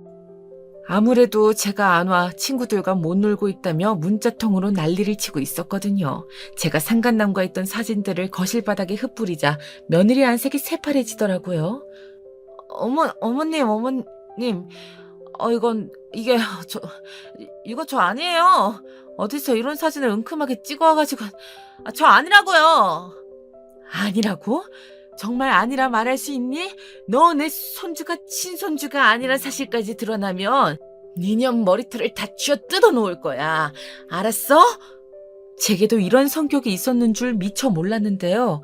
저는 그 자리에서 며느리 뺨을 무려 연달아 3대를 쳤습니다. 맞고도 부들부들 떨며 아무 말 못하는 며느리를 뒤로하고 나오면서 얼마나 속이 시원하던지요.